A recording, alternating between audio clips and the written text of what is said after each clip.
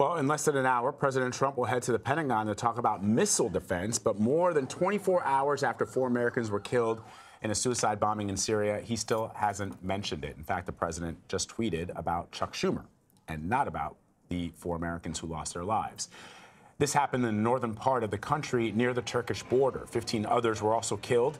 ISIS has claimed responsibility. This attack has triggered new concerns over President Trump's decision to withdraw troops from the war-torn country and his claim that ISIS has already been defeated. David Martin has more from the Pentagon. Suicide bomber can be seen on a security camera as he walked down a crowded sidewalk and blew himself up in front of a restaurant where Americans patrolling the city had stopped to eat. 4 of them were killed, 2 soldiers, a civilian, and a contractor, and another 3 servicemen wounded, along with a dozen or more Syrians.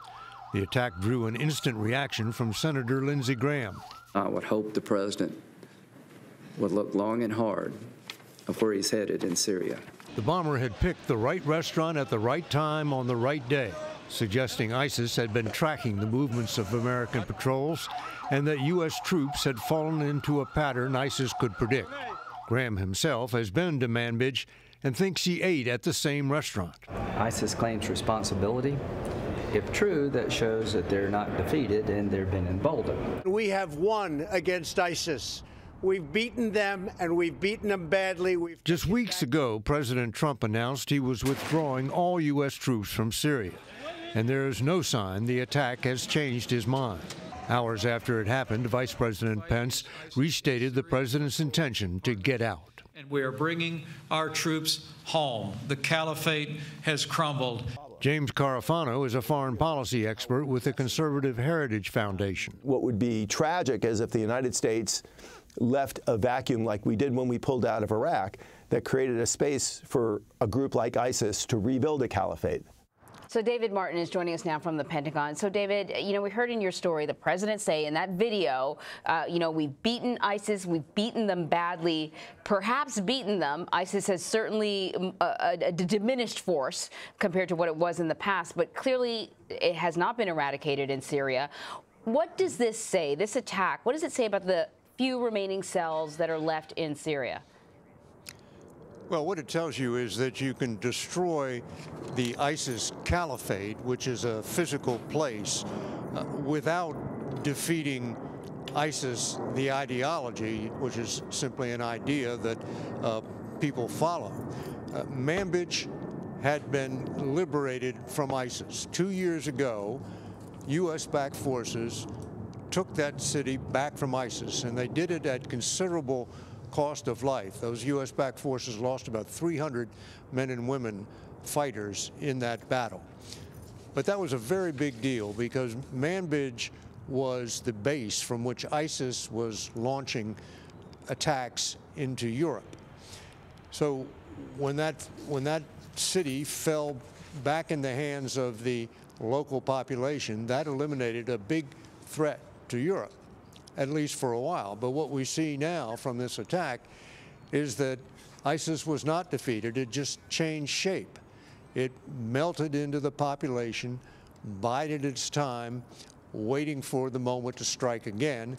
And that moment came yesterday at that restaurant in Manbij. This is a lesson we have learned over and over again against al-Qaeda, against the Taliban. Let me let that plane go by. This is a lesson we've learned over and over again, both with the Taliban and al-Qaeda. You can kill all the terrorists you want, but unless you kill the idea, you haven't won. David, it's a great point that you raise, and it's, as you say, we've seen it time and time and time again. There's that famous moment of President George W. Bush landing on that aircraft carrier, mission accomplished, not so. There's President Obama calling ISIS the JV team, talking about a lot of people rightfully criticized him for actions taken in Iraq, which ultimately led to the rise of ISIS. And now you've got President Trump suggesting that he wants to pull out of Syria. You've got the Secretary of Defense, James Mattis, who clearly disagreed with the President of the United States, the President on the campaign trail, and even as president saying he won't telegraph his actions, clearly doing so here. And then you've got Lindsey Graham saying that may have led to what we saw yesterday. So how will the administration's plans for Syria continue in the wake of this development? Well, just as a general proposition, Vlad, one of the worst mistakes any country can make in war is to underestimate the enemy. And I think we've been guilty of that more than once as a country. Now, with this particular operation in Syria, this is a small number of U.S. troops that are going to be coming out. There are only 2,000 there. It's not that American troops are better than the troops of other countries. It's that the U.S., because it is such a rich country, brings more to the table in terms of firepower, in terms of intelligence, in terms of logistics than other countries can afford to do.